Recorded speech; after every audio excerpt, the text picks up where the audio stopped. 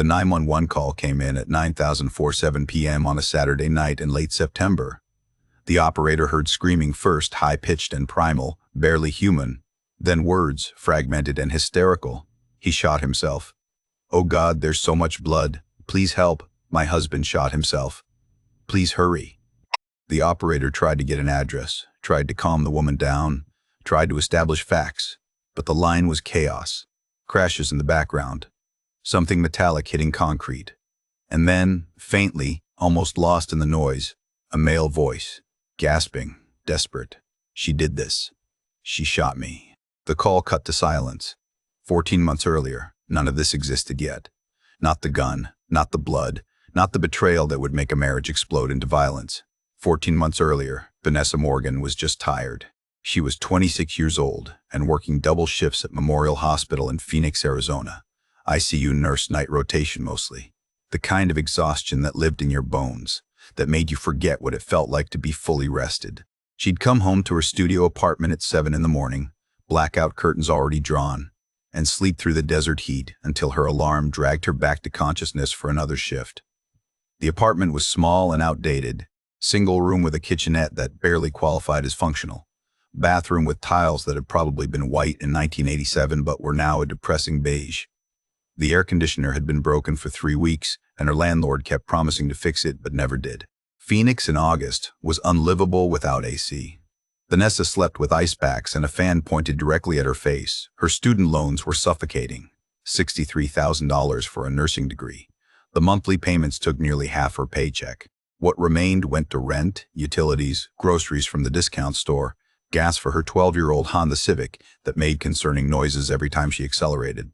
She ate lunch in her car most days to save money, brought leftovers from home in Tupperware containers, sat in the hospital parking lot with the windows down, scrolling through her phone. Instagram was a particular form of torture. College friends posting pictures from Tulum, from wine country, from new condos they'd somehow managed to buy. Everyone her age seemed to be living a life that existed on a different plane of possibility. Vanessa was beautiful in an understated way that she'd never quite learned to recognize. Dark hair she kept pulled back in a practical bun, minimal makeup because she was usually too tired to bother.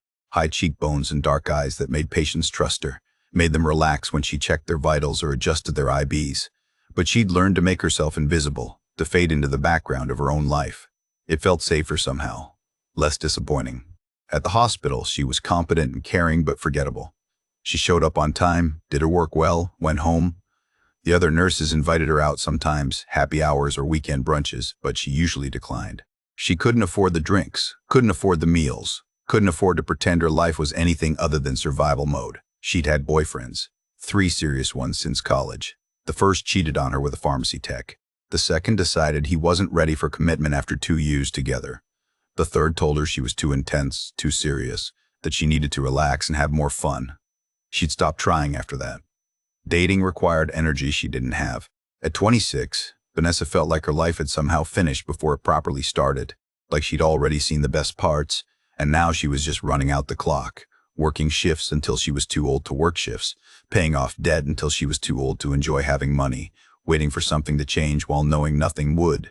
Daniel Lawson walked into the Memorial Hospital emergency room on a Wednesday night in June with a torn ligament in his right knee. Basketball injury from a pickup game with college friends who were all aging less gracefully than they wanted to admit. He was limping, in pain, but making jokes with the intake nurse that Vanessa overheard from the triage station. She was assigned to his examination room. Standard procedure, ice pack, elevation, waiting for the doctor to confirm nothing was broken before sending him home with a brace and painkillers. Daniel was 34, tall and lean, with sandy hair that fell across his forehead in a way that looked deliberately casual. He wore expensive athletic wear, the kind Vanessa recognized from Instagram ads she'd never click on. His watch was nice. His phone was the newest model. Everything about him suggested money without being obnoxious about it. "Rough night?" Vanessa asked, checking his vitals, keeping her voice professionally neutral. "Could be worse," Daniel said. "Could be actually broken instead of just embarrassingly sprained." She smiled despite herself. He had an easy charm, the kind that felt natural rather than performed. She'd learned to recognize the difference working in emergency rooms. Some men turned on charm like a weapon. Daniel's felt more like his default setting. They talked while she worked. He asked about her job. seemed genuinely interested when she explained ICU nursing, didn't make the usual jokes about bedpans or TV medical dramas. He told her about his work, commercial real estate, buying and flipping properties, helping businesses find the right locations. His company was doing well.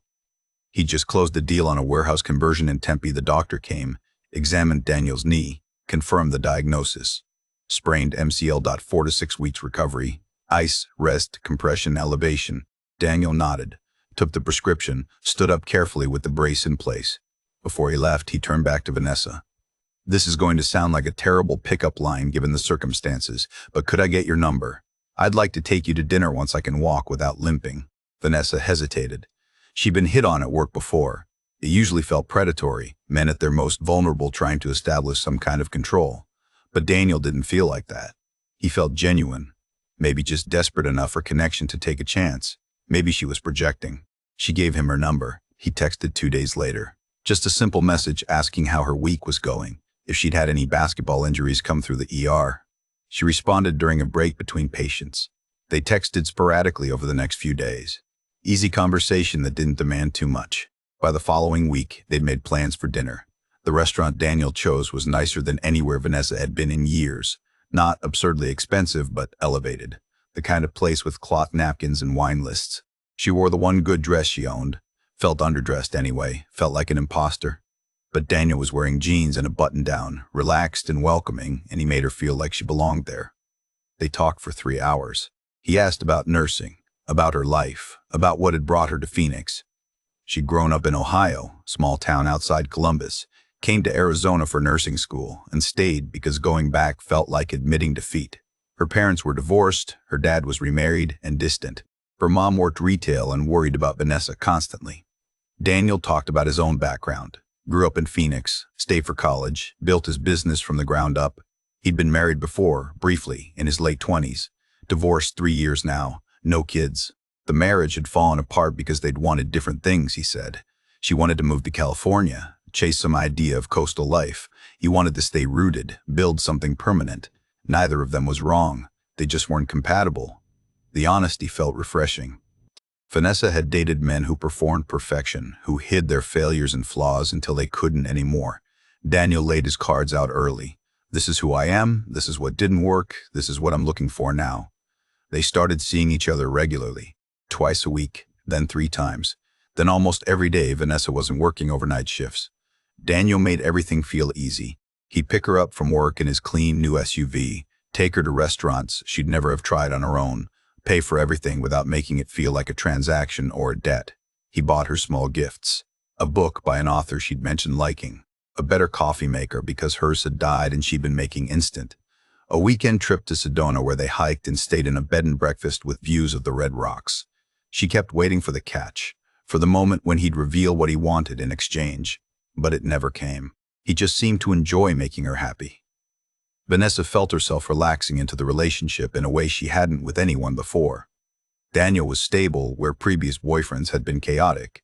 He was generous where they'd been stingy. He listened when she talked about the difficult parts of her job, the patients who didn't make it, the families she had to comfort, the emotional weight of holding people's lives in her hands during their worst moments. "You're stronger than you think," he told her one night.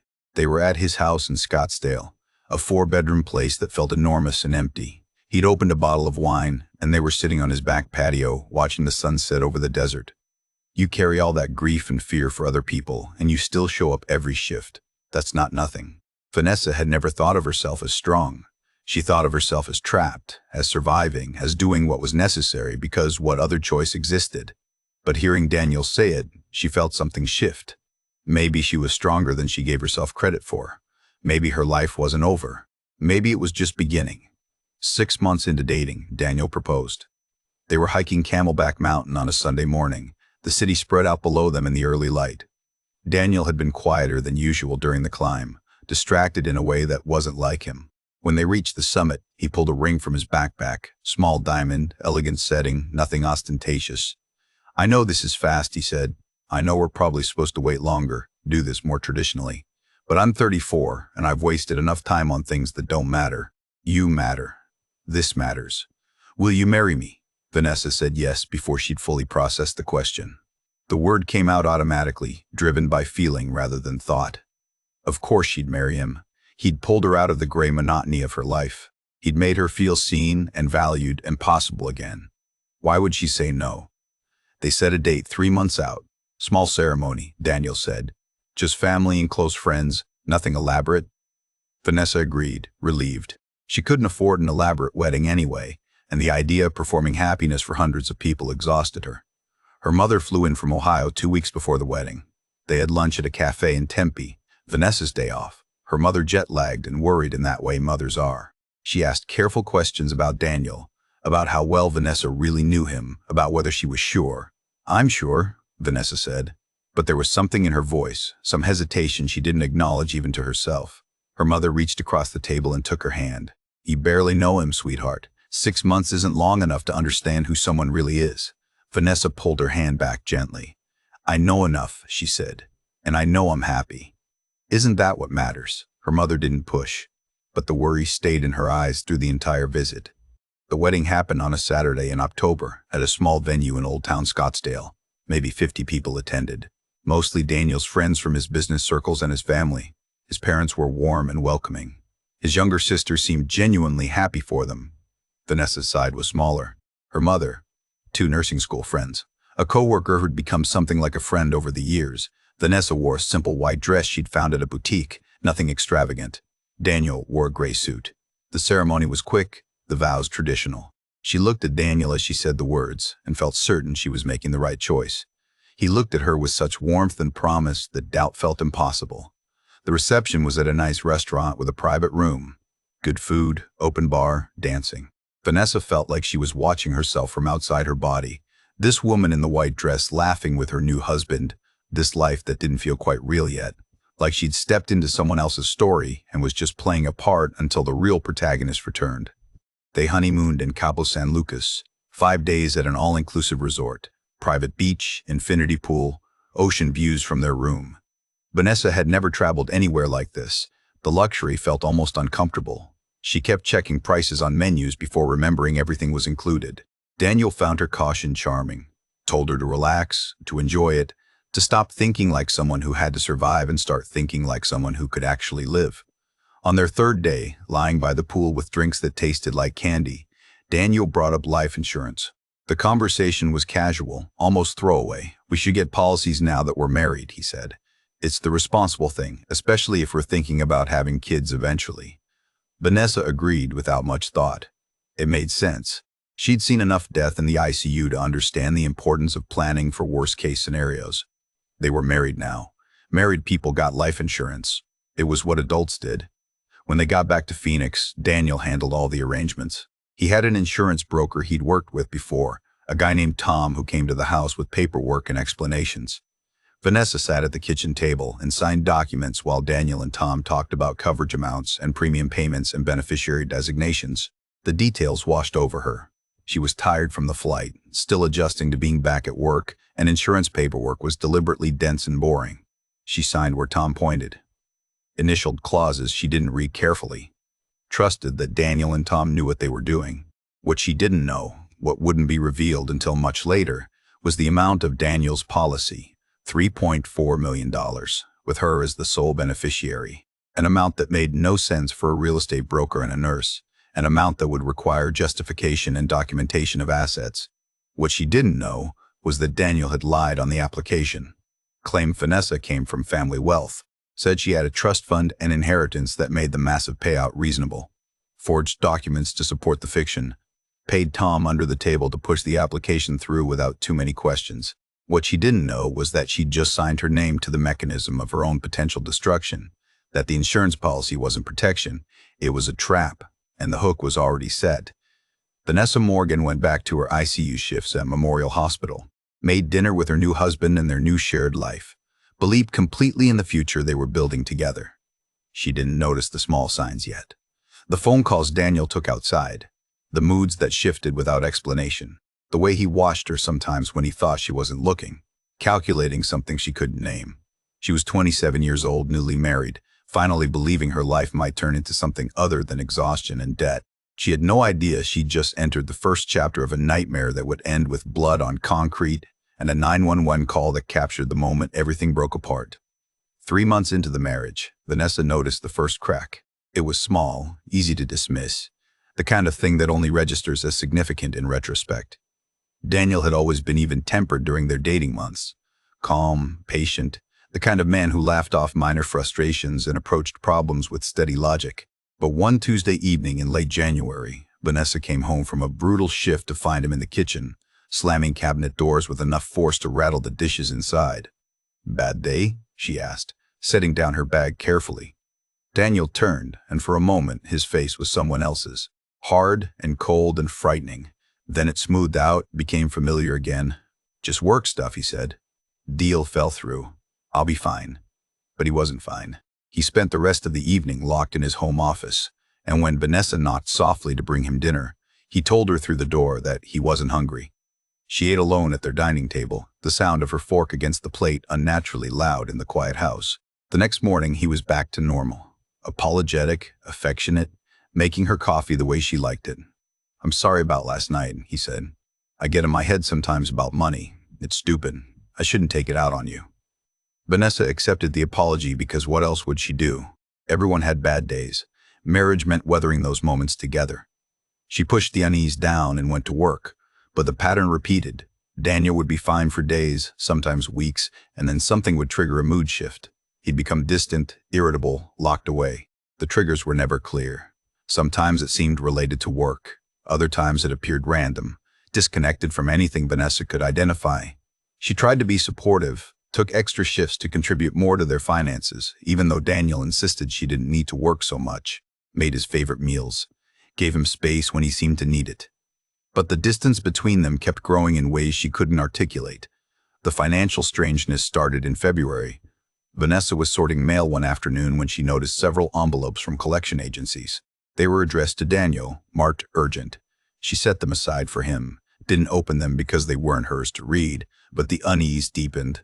That evening, she mentioned them casually. "You got some mail from collection agencies. Everything okay?" Daniel's jaw tightened. "Billing errors," he said. "Companies are always messing up paperwork, sending threats over accounts that are already paid. I'll handle it." He took the letters and disappeared into his office. Vanessa heard him on the phone, his voice low and tense, but couldn't make out the words. When he emerged an hour later, he acted like nothing had happened. 2 weeks after that, Vanessa accidentally opened a credit card statement that came in an envelope similar to their joint account bills. The balance was $73,000. The minimum payment was over $2,000. Her stomach dropped. She stood in their kitchen holding the paper, trying to make sense of the number. When Daniel came home, she showed him, her voice careful and non-accusatory. "I opened this by accident. I didn't know we had this card." His reaction was immediate and volcanic. "You went through my mail. You think I can't manage money? You think I need my nurse wife telling me how to run my finances?" The words hit like a slap. Vanessa stepped back, shocked by the venom in his voice. "I wasn't trying to," she started, but he cut her off. "I've been handling money since before you graduated nursing school. I built a business. I own property. Just because you see one statement doesn't mean you understand the full picture. Stay in your lane, Vanessa." He left the house, drove away while she stood in the kitchen shaking. He didn't come home until after midnight.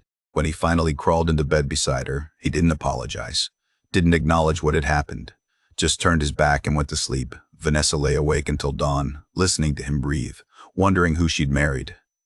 After that, she started paying attention in ways she hadn't before. Noticed how often Daniel checked his phone, how he took calls outside, walking into the backyard or sitting in his car in the driveway. How he was vague about where he'd been during the day, his explanations never quite adding up to full accounting of his time. She told herself she was being paranoid. Marriage required trust. But her nursing instincts kept firing warning signals. She'd learned to read people during crisis, to detect the small signs that indicated something was seriously wrong beneath a calm surface. Those same instincts were screaming now. In March, more collection notices arrived. Daniel intercepted them before Vanessa could see details, but she glimpsed enough. Past due. Final notice. Legal action pending. The words accumulated into a picture she didn't want to see clearly. She tried to access their joint bank account online one evening while Daniel was out. Her login didn't work. She tried resetting the password, but the security questions had been changed to answers she didn't know. When Daniel came home, she asked about it. "Oh, the bank flagged some suspicious activity," he said easily. "I had to reset everything. I'll give you the new login information." He never did. Every time she reminded him, he had an excuse. He'd write it down later. He'd email it to her. He'd walk her through it on the weekend. The weekend came and went. The login information never materialized. Vanessa opened a separate checking account at a different bank without telling Daniel. Started depositing small portions of her paychecks there. Emergency money, just in case. She didn't let herself think too carefully about what just in case meant. April brought the pregnancy. Vanessa had been feeling off for 2 weeks, exhausted beyond her usual nurse exhaustion, nauseous in waves that didn't correlate with her shift schedule. Her period was late, but that wasn't unusual with the stress and irregular sleep. Still, something made her stop at a pharmacy on her way home from work and buy a test. She took it in the hospital bathroom during her break, too anxious to wait until she got home. 2 pink lines appeared immediately, stark and undeniable. Vanessa sat on the closed toilet lid and stared at the test for 15 minutes, trying to organize her feelings into something coherent. She'd always wanted children someday, but someday had felt distant, theoretical. This was immediate and real and terrifying. She was 27, barely keeping her own life together, married to a man she was increasingly certain she didn't actually know, and now a baby. A permanent connection to Daniel, regardless of what happened between them. She told him that evening, tried to read his reaction carefully. His face went through several expressions too quickly to catalog. Surprise, something that might have been fear, then forced enthusiasm that didn't reach his eyes. "That's amazing," he said, pulling her into a hug that felt mechanical. "We're going to be parents. This is incredible." But that night he drank more than she'd ever seen him drink. Straight whiskey, glass after glass, until he passed out on the couch, still dressed. Vanessa covered him with a blanket and went to bed alone, one hand on her still flat stomach, wondering what she'd just brought a child into. Daniel was withdrawn for days after that, present physically but absent in every way that mattered. Vanessa gave him space, told herself he was processing, adjusting to the news. But the coldness felt different than his previous mood swings. This felt like calculation. A week after learning about the pregnancy, Vanessa woke at 3 in the morning and realized Daniel wasn't in bed. She found him in the living room, his face illuminated by his phone screen. He didn't notice her at first. She watched from the hallway as he typed something, his expression intent and secretive. When she stepped into the room, he startled, almost dropped the phone. "Just checking work emails," he said quickly. "Couldn't sleep." At 3 in the morning, Vanessa asked. "Client in London, different time zone," he said. The lie was obvious in how smoothly it came out. Vanessa went back to bed but didn't sleep. Something was happening. Something specific and deliberate. She just didn't know what yet. The next day, Daniel left his phone on the kitchen counter while he showered. Vanessa stood looking at it for a full minute, guilt and necessity warring inside her. She'd never invaded his privacy before. Had always believed that trust was foundational, that reading your partner's messages was a betrayal. But the collection notices and the credit card debt and the way he'd reacted to her pregnancy and the 3 a.m. phone sessions all accumulated into something that overrode her principles. She picked up the phone, tried his passcode, the one she'd seen him enter dozens of times. It didn't work. He'd changed it without telling her. She tried his birthday, their anniversary, his mother's name. Nothing worked. After the 5th failed attempt, the phone locked completely and displayed a message about too many incorrect tries. Vanessa set it down quickly, heart hammering, and walked away before Daniel emerged from the bathroom. But she'd made a decision. She needed to know what was happening. Needed to understand what she'd gotten herself into, what she was bringing a child into. The guilt could come later. Survival came first. Over the next week, Vanessa became a detective in her own marriage. She checked the browser history on their shared laptop when Daniel was out. Found searches that chilled her. Life insurance payout timeline. How long after death to receive insurance money. Making death look like accident. The searches were from 3 weeks ago, shortly after they'd signed the insurance paperwork. She checked his jacket pockets and found receipts from restaurants she'd never been to, charged to a credit card she didn't know existed. She followed him one Saturday when he said he was meeting a client, watched from her car as he met a woman at a coffee shop in Tempe. Young, pretty, familiar in the way he touched her arm. The woman laughed at something Daniel said and kissed him. Casual and comfortable, the kiss of people who'd done it many times before. Vanessa drove home and threw up in the driveway, morning sickness and betrayal combining into something physical and violent. She sat on the concrete until she stopped shaking. then went inside and pretended everything was fine when Daniel returned 2 hours later. The woman's name was Cara.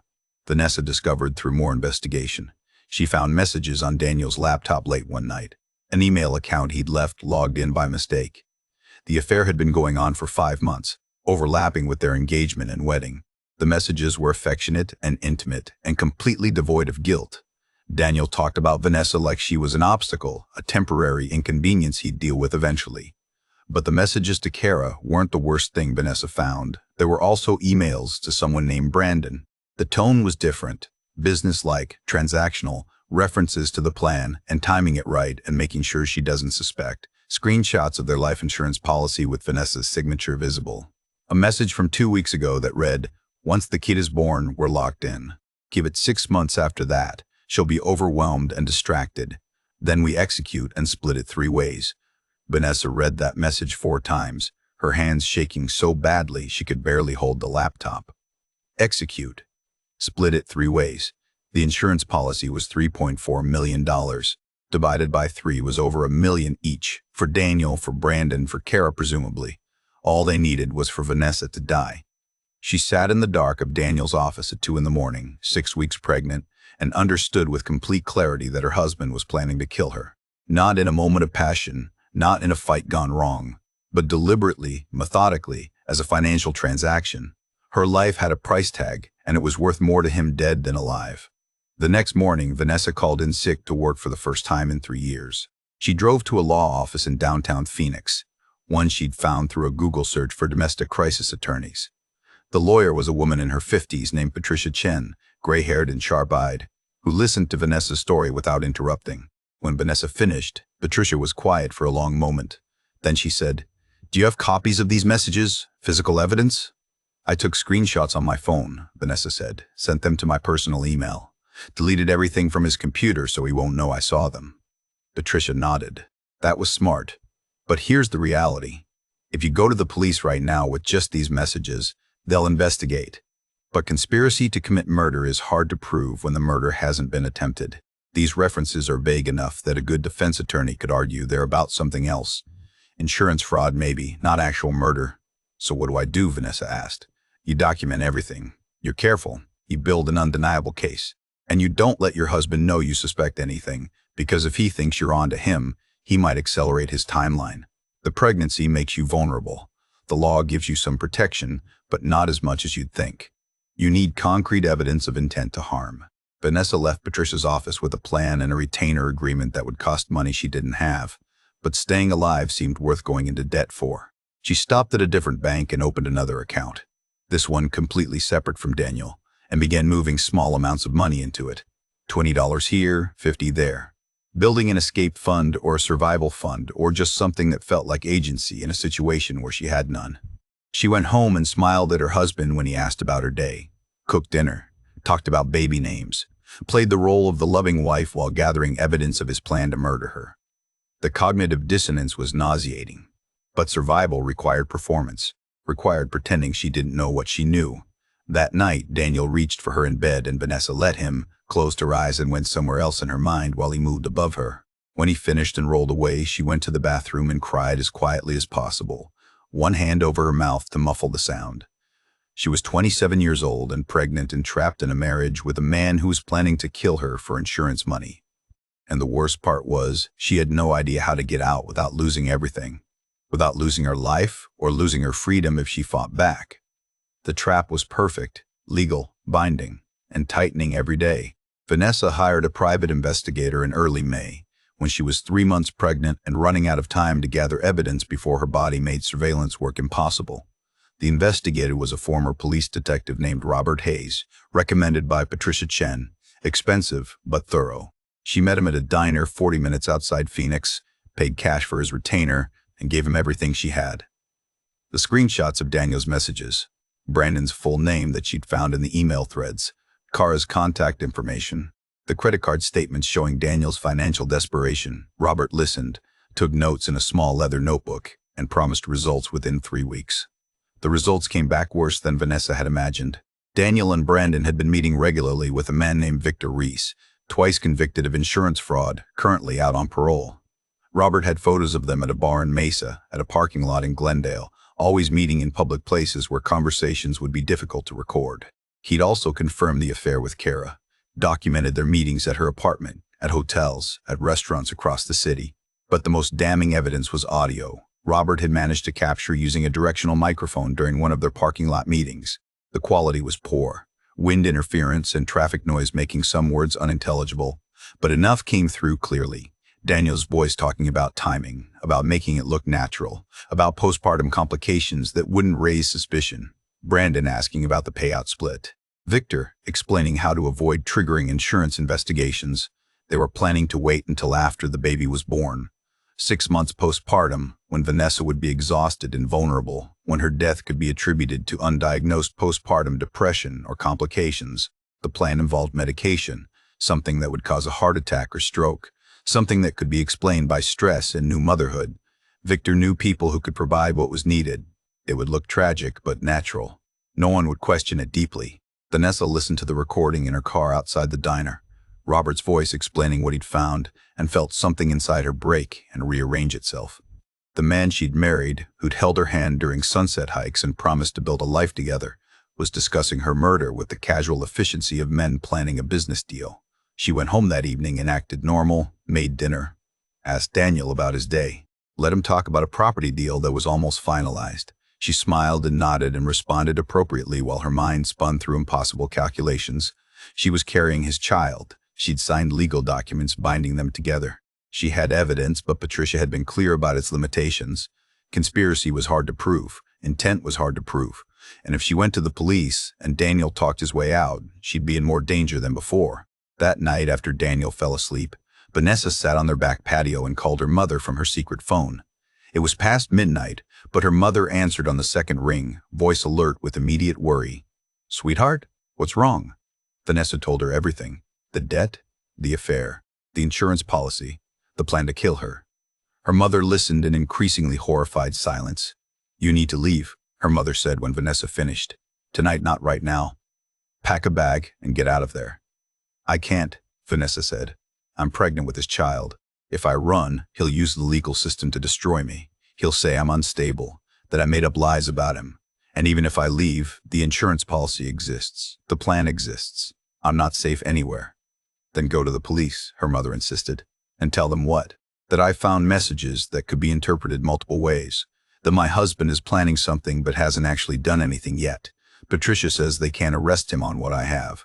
They can investigate, but it might not be enough." There was a long silence. Then her mother said quietly, "So what are you going to do?" Vanessa didn't have an answer. She'd been turning the problem over in her mind for weeks, looking for solutions that didn't exist. Every path led to destruction. If she stayed, she'd eventually die. If she left, she'd lose her child and possibly her freedom if Daniel's lawyers were better than hers. If she went to the police without ironclad evidence, she'd alert Daniel and make herself a more immediate target. A terrible idea had been forming in the darkest part of her mind. One she knew was wrong, illegal, unthinkable. But survival does strange things to moral reasoning. She was a nurse. She had access to medications. She knew dosages and effects. She could incapacitate Daniel, create a situation where his plans became undeniable, where he couldn't talk his way out because the physical evidence would be overwhelming. She didn't tell her mother this, didn't say it out loud because speaking it would make it real. Instead, she said, "I'm going to be careful. I'm going to keep gathering evidence, and I'm going to protect myself and my baby whatever it takes." Her mother made her promise to call every day, made her promise to leave immediately if anything felt dangerous. But they both knew the promises were hollow. Vanessa was already in danger, had been since the moment she signed the insurance paperwork without reading it carefully. June passed in terrible slow motion. Vanessa's pregnancy became visible, her body changing in ways that made the situation feel more urgent and more hopeless. She continued working at the hospital, continued playing the role of normal wife, continued gathering evidence that might or might not be enough. Daniel's behavior shifted as her pregnancy progressed. He became more attentive in performative ways, asking about doctor's appointments, buying baby books, talking about nursery colors. But the coldness underneath never disappeared. Vanessa could feel him watching her, calculating, waiting for the right moment. She found another insurance policy in July. This one was on her life. $2 million with Daniel as the beneficiary. He'd taken it out 3 months after their wedding, forged her signature on the application. Patricia confirmed it was fraud, but proving it would require legal proceedings that would take months and alert Daniel to what Vanessa knew. "You need to understand something," Patricia told her during one of their increasingly desperate meetings. "If your husband's plan fails, if you somehow survive an attempt or if police intervene, he has a backup. He can kill you and claim it was suicide related to postpartum depression.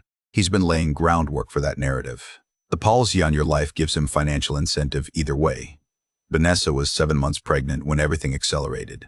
She'd been careful, so careful, maintaining her performance, keeping her surveillance hidden. But Daniel was smart too, observant. And she'd made a mistake. She'd been researching sedatives on the hospital computer, trying to understand what might work to incapacitate someone without killing them. She'd been cautious, using incognito mode, clearing history. But hospital IT monitored certain drug searches automatically. A supervisor pulled her aside one afternoon and asked if there was a patient case she needed consultation on regarding sedation protocols. "No," Vanessa had said quickly. "Just reviewing general knowledge, staying current." The supervisor had accepted it, but someone mentioned it to Daniel. Vanessa didn't know how, didn't know who, but 2 days later Daniel confronted her. His face was calm, but his eyes were dead. "Why are you researching sedatives?" he asked. "For work," Vanessa said. "Patient care protocols." "Don't lie to me," Daniel said quietly. "I know you've been digging into things.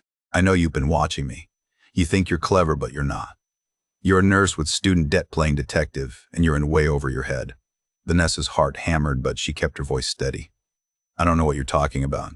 Daniel stepped closer. "Here's what's going to happen. You're going to stop whatever you think you're doing. You're going to have our baby. You're going to be a good wife and mother. And if you try anything, if you go to the police or make trouble, I'll make sure you lose everything. I have lawyers. I have money. I have documentation of your recent instability, paranoid accusations against your devoted husband. You'll lose custody. You'll lose your nursing license. You'll lose any future you think you have." He was bluffing, Vanessa thought. Had to be bluffing, but the confidence in his voice made her doubt. He'd been planning this for months. He'd laid groundwork she probably hadn't even discovered yet. And she was 7 months pregnant, exhausted, terrified, and running out of options. That night Daniel went out. Said he was meeting a client. Vanessa waited until his car disappeared down the street, then called Patricia from her burner phone. "He knows I suspect something," Vanessa said. "I don't know how much, but enough. I'm running out of time." "Then go to the police tonight," Patricia said. "Right now. With everything you have. It's not perfect, but it's enough to start an investigation. They can bring him in for questioning, search his communications, find Victor Reese. It's your best option." But Vanessa hesitated. The same fear that had paralyzed her for months rose up again. What if it wasn't enough? What if Daniel's lawyers were better? What if she accused him and he went free, now knowing she tried to destroy him, more dangerous than ever? She was still sitting with her phone in her hand, trying to decide, when she heard Daniel's car in the driveway. Earlier than expected. Too early. Something was wrong. He came through the door, and Vanessa knew immediately from his face that this wasn't a normal evening. This was the moment everything had been building toward. He was carrying something. She couldn't see what. His body language was resolved, determined, the posture of someone who'd made an irreversible decision. "We need to talk," Daniel said. His voice was flat, emotionless. "Come into the bedroom."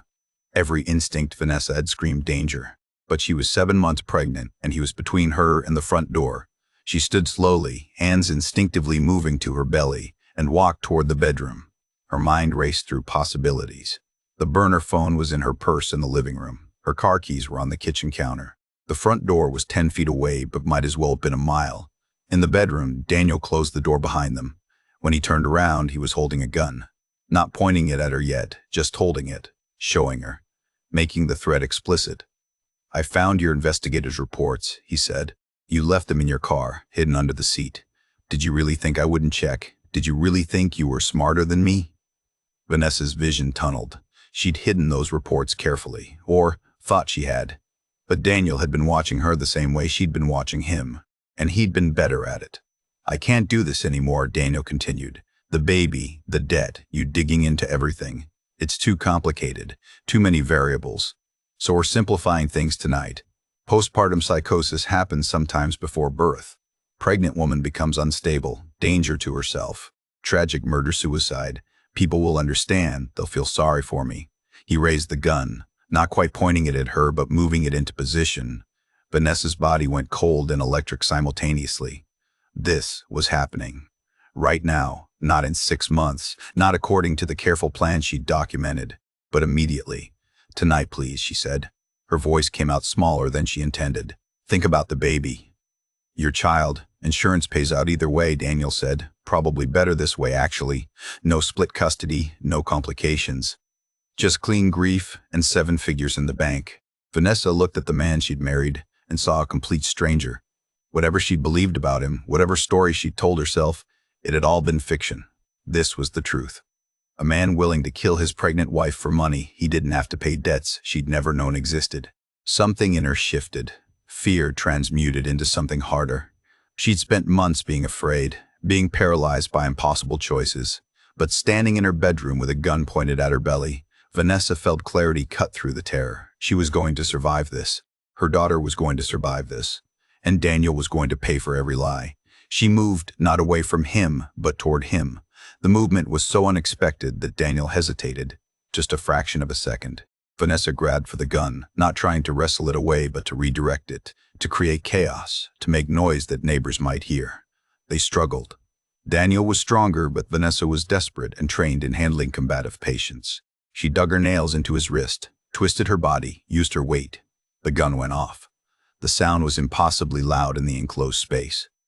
The bullet hit the wall above their bed, drywall exploding into white dust. Vanessa screamed, not words, just sound, pure and primal. She released Daniel and ran, her pregnant body clumsy and slow but driven by adrenaline. She got to the bedroom door, yanked it open. Behind her, Daniel was cursing, recovering. She heard him coming. The garage. She could get to the garage. Her car. Escape. She ran through the kitchen, hands shaking as she grabbed her keys from the counter. The garage door was 20 feet away. Might as well have been 1,000. She made it to the garage, fumbled with the door handle. It opened. She stumbled down the 2 steps to the concrete floor. Her car was right there. Safety was right there. The second gunshot came as she reached for her car door. She felt impact and heat in her left shoulder, a pain so intense it blanked out thought. She fell against the car, then to the ground. Blood spread across her shirt, warm and fast. Daniel appeared in the doorway. He was breathing hard, the gun still raised. He started to aim again, this time at her chest. Vanessa curled instinctively around her belly, protecting her daughter even as she waited for the shot that would end everything. But her phone was in her pocket. Had been in her pocket the whole time. She pulled it out with shaking, bloody fingers. Dialed 911. Daniel saw and lunged forward to grab it. They struggled on the concrete floor of the garage. The gun discharged again between them. Daniel made a sound, something between gasp and groan. He fell backward, clutching his abdomen. Blood soaked through his shirt in a spreading circle. The gun clattered away across the concrete. Vanessa still had her phone. The 911 operator was talking, asking questions. Vanessa's voice came out hysterical, barely recognizable as her own. "He shot himself. Oh God, there's so much blood. My husband shot himself. Please help." But Daniel wasn't dead. He was conscious, staring at her with shock and pain and rage. He reached for his own phone, managed to pull it from his pocket, pressed it to his ear with blood-slicked fingers. When the operator answered, he gasped out, "She did this. She shot me." Then both of them were just bleeding on the garage floor. The 911 calls connected, their competing narratives transmitted simultaneously into the night. The sound of sirens built in the distance, growing closer, coming to save one of them and destroy the other. Neither of them knew yet which it would be.